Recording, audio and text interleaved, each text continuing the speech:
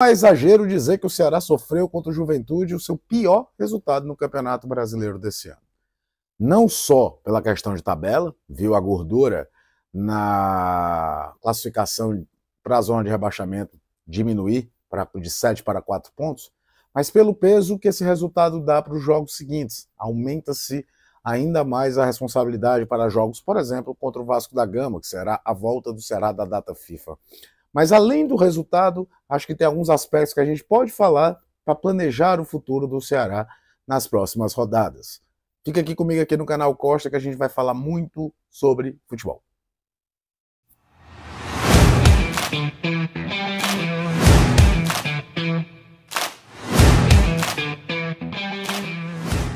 Vamos lá, né, gente? Ceará perdeu do Juventude, um resultado para lá de frustrante, afinal de contas o time vinha de um empate contra o Grêmio, já tinha voltado a vencer em casa, parecia que era hora de dar um salto melhor na tabela, enfrentava uma equipe que era até então a pior visitante do Campeonato Brasileiro. O resultado por si só foi decepcionante. É claro, se a gente for analisar no frigir do jogo, sendo bem justo, o Ceará teve chance de vencer o jogo, Pedro Raul perde pelo menos 2 oportunidades bem interessantes, o primeiro tempo foi ainda melhor.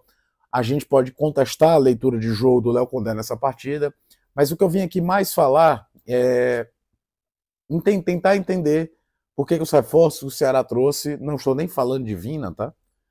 Estão tendo tão poucas minutagens, afinal de contas, eles foram contratados para dar a Léo Condé maiores opções, elevar o nível técnico da equipe, que tem uma defesa bem interessante, mas que precisa melhorar o seu fator ofensivo.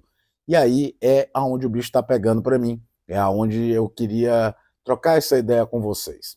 Léo Condé é um treinador que tem muita qualidade, monta bons times, tem padrão de jogo, mas é muito conservador com as suas ideias e muitas vezes com as suas escolhas.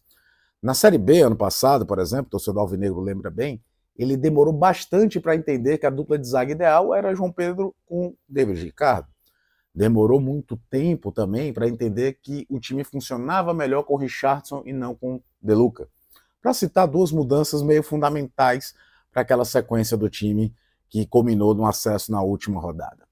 E agora o time que está ali encaixadinho, todo mundo sabe mais ou menos, ele voltou a utilizar mais o Lourenço que foi ausência no jogo contra o Juventude, mas que virou titular dessa equipe. Ele ganhou novas opções. E vem me chamando a atenção como essas novas opções não estão ganhando minutagem no Ceará depois da abertura da janela. Paulo Baia, por exemplo, já atuou alguns minutos ali contra o Bragantino, contra o Grêmio, já não foi utilizado nesse jogo contra o Juventude. Rodriguinho entrou contra o Grêmio, foi elogiado, também não vai ganhando espaços. E de jogadores que cá entre nós, quem está jogando talvez não seja tão incontestável assim, e a opção que está sendo utilizada por lugar, menos ainda. Por exemplo, o Ailon não é um titular absoluto destacado, o Ailon é um trabalhador, o Ailon é um jogador que se dedica pra caramba, tenta atuar em diversas funções, mas ele tem que ter concorrência ali do lado esquerdo. E aí vem de novo a discussão sobre escolhas. A entrada do Pedro Henrique, que há muito tempo não entrega minimamente o que o Ceará quer entregar. Muitas vezes afobado, muitas vezes errando gestos técnicos. E aí, nada contra o Pedro Henrique, acho até que é um jogador que precisa ser recuperado, pode entregar mais do que entregou, a gente já viu o Pedro Henrique jogar em outros momentos com maior qualidade técnica para o time. Me chama a atenção de porque nesse jogo nem Rodriguinho, nem Paulo Baia tiveram mais situações. Vina acabou entrando, acho até, tem uma opinião aqui diferente de muita gente dizendo que o Vina entrou muito mal, eu acho que é reflexo puro e claro de uma falta de ritmo de jogo. Mas, por exemplo, já balanceou melhor o meio de campo do que naquele primeiro da mudança, de quando entrou o Pedro Henrique no lugar do Mugni, que trouxe o Ailon por dentro, e o Ceará perdeu um pouco de estabilidade ali no meio, um pouco de superioridade numérica. A movimentação do Vina já corrigiu um pouco disso. Falta ritmo de jogo, isso é natural, só vem com a quantidade. Mas, por exemplo, precisando agredir, precisando atacar, as opções para o Fernando Sobral e Lucas Lima, enquanto o Vinícius Anocelo estava no banco e é um volante com um passe um pouco melhor para atuar.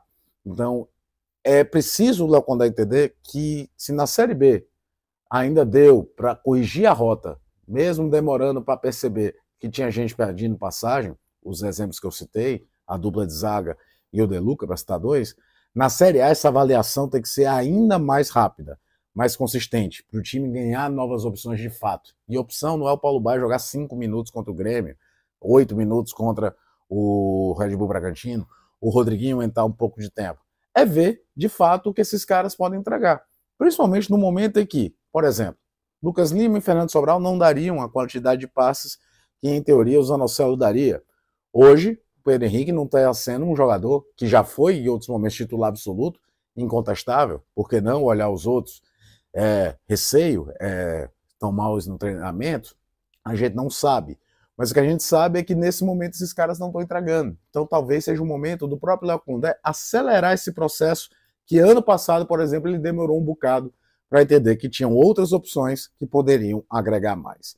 No mais, é assimilar o resultado. O Brasileirão é isso mesmo. É um campeonato do mundo, talvez, que um time sai, como foi o Ceará, de 3 derrotas seguidas para vencer o então líder, que era o Cruzeiro, fora de casa. Para empatar contra o Flamengo, em qualquer lugar do mundo, é um bom resultado, para depois perder para um Juventude. É assimilar o golpe e ir para o jogo contra o Vasco com mais força. Mas é interessante, é preciso a gente pensar nisso. Se Léo Condé não pode demorar tanto tempo assim para avaliar e vamos ver o que esses reforços que foram celebrados podem entregar ao Ceará na sequência do Campeonato Brasileiro. De novo, agradecer a cada um de vocês que estão inscritos aqui no canal. Meu muito obrigado mesmo. Fica de olho, estou falando sobre futebol o tempo todo por aqui.